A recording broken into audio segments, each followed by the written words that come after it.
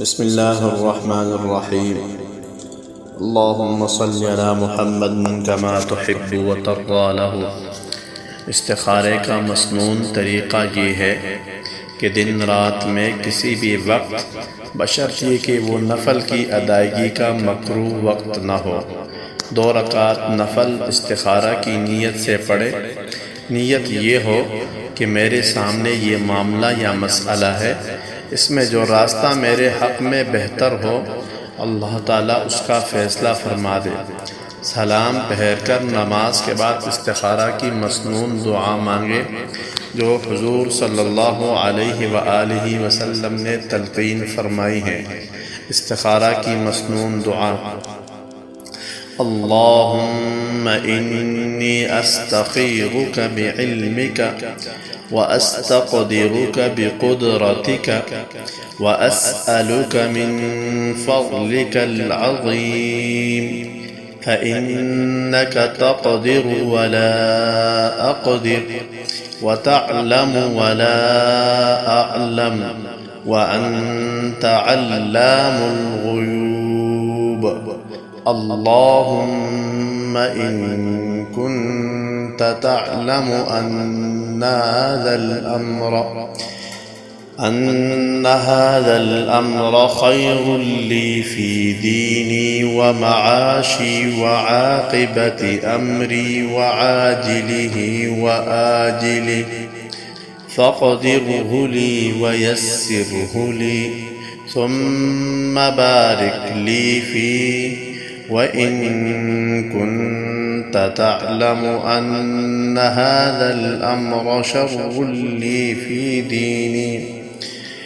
ديني ومعاشي وعاقبة أمري وعاجله وآجله فاصرفه عني واصرفني عنه وقدر لي الخير حيث كان ثم أغضني به۔ دعا کرتے وقت جب هذا الامر پر پہنچے تو اگر عربی جانتا ہے تو اس جگہ اپنی حاجت کا تذکرہ کرے، یعنی هذا الامر کی جگہ اپنے کام کا نام لے، مثلا هذا السفر یا هذا النکاح یا هذه التجارہ یا هذا البيع۔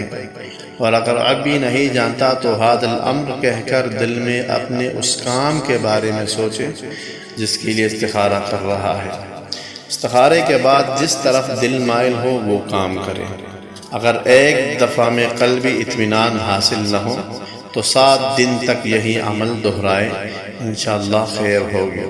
استخارہ کے لیے کوئی وقت خاص نہیں ہے، البتہ بہتر یہ ہے کہ رات میں سونے سے پہلے جب یکسوئی کا ماحول ہو تو استخارہ کر کے سو جائے، لیکن خواب آنا ضروری نہیں ہے، بلکہ اصل بات قلبی رجحان اور اطمینان ہے۔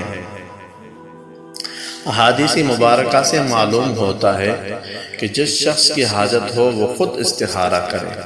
نبی کریم صلی اللہ علیہ وآلہ وسلم صحابہ کرام رضی اللہ عنہم کو استخارہ کا طریق اس اہتمام سے تعلیم فرماتے تھے جیسے قرآن کریم کی صورت یا آیت، اور صحابہ کرام رضی اللہ عنہم کی زندگی سے بھی یہ بات معلوم ہوتی ہے کہ وہ حضور اقدس صلی اللہ علیہ وآلہ وسلم سے اپنے امور میں مشورہ تو لیتے تھے، لیکن آپ صلی اللہ علیہ وآلہ وسلم سے استخارہ نہیں کرواتے تھے۔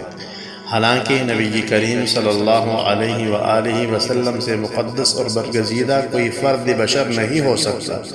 اس وقت وحی بھی نازل ہوتی تھی جس کی روشنی میں خیر و شر یقینی طور پر معلوم ہو سکتا تھا، لیکن نبی کریم صلی اللہ علیہ وآلہ وسلم نے صحابہ کرام رضوان اللہ علیہم اجمعین کے واسطے آنے والی پوری امت کی تربیت اس نہج پر فرمائی کہ ہر فرد امت اللہ تعالیٰ سے خود تعلق قائم کرے اور مہربان رب سے ہر شخص اپنی حاجت مانگنے کے ساتھ خود ہی خیر کا خواستگار ہو۔